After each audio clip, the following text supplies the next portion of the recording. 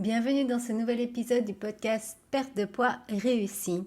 Dans le dernier épisode, on a vu ensemble que ces moments où tu perds le contrôle ne sont pas un problème de volonté. En fait, ça fait partie du chemin. Je t'ai proposé un exercice très simple qui te permet de remettre en mouvement et de reprendre le contrôle. Si tu ne l'as pas écouté, je t'invite à le faire dès que tu auras fini cet épisode. Et aujourd'hui, on va aller un peu plus loin. Parce que si tu veux vraiment avancer, il est important que tu comprennes ce qui se passe. Je me souviens d'une période où pour moi, tous les soirs, c'était vraiment difficile. Toute la journée, j'arrivais à équilibrer ma nutrition, tout se passait bien. Et puis le soir, impossible de résister. Je retournais plusieurs fois à la cuisine en me disant « Allez, après c'est fini » ou « juste un petit peu ».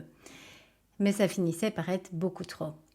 Pendant longtemps, j'ai pensé que je manquais de volonté, mais en réalité, je ne comprenais pas juste ce qui se passait en moi, parce que non, il ne s'agit pas de volonté.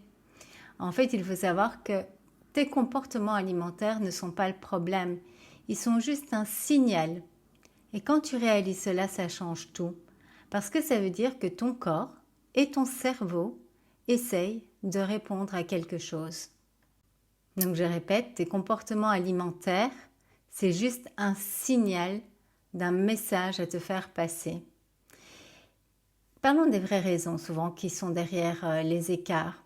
Il y a souvent de la fatigue, du stress, de la frustration de quelque chose, d'une situation que tu n'as peut-être pas pu contrôler, de la restriction, un besoin de réconfort, de la solitude. Et à ce moment-là, manger devient une réponse qui apporte un soulagement.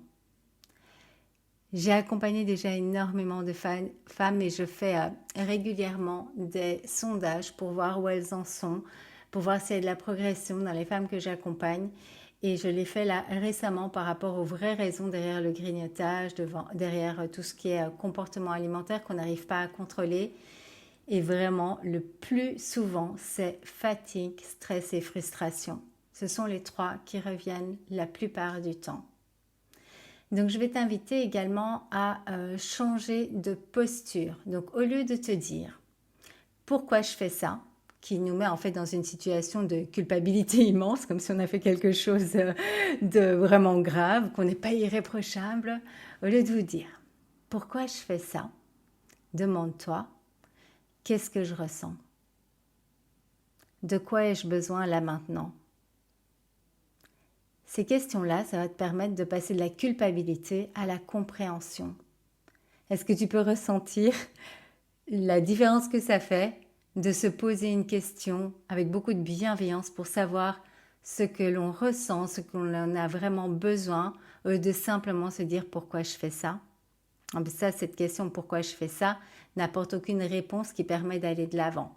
Donc, pourquoi pas essayer ce petit exercice-là que je te propose. Donc, je te rappelle, quand tu entends ta petite voix intérieure qui te dit « Pourquoi je fais ça ?»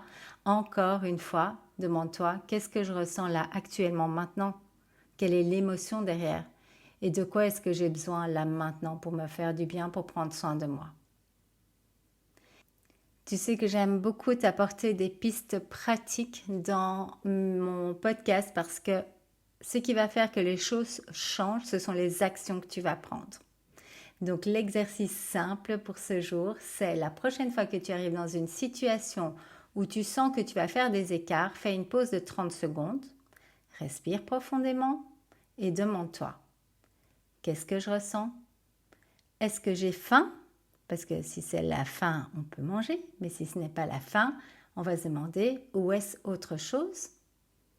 Et quel est le réel besoin derrière cette envie de grignoter ? Le but ici n'est pas de t'empêcher de manger, le but est de comprendre ce qui se passe derrière. On y va pas à pas. Ainsi, il n'y a aucune frustration, mais on remet de l'attention dans ce qui se passe en soi. C'est comme ça que la transformation commence. C'est pas en essayant de tout contrôler, mais en prenant le temps de te comprendre. Si tu veux aller plus loin là-dessus, je t'invite à venir partager avec moi et avec les autres femmes de ma communauté privée. Tu verras que tu n'es pas la seule à vivre cela. Et souvent, quand on est avec d'autres femmes autour de nous qui vivent des situations similaires, ça rend le parcours plus simple. J'offre actuellement l'accès aux femmes qui sont motivées et recherchent une aide supplémentaire. Tu trouveras le lien en description, donc surtout n'hésite pas à nous y rejoindre.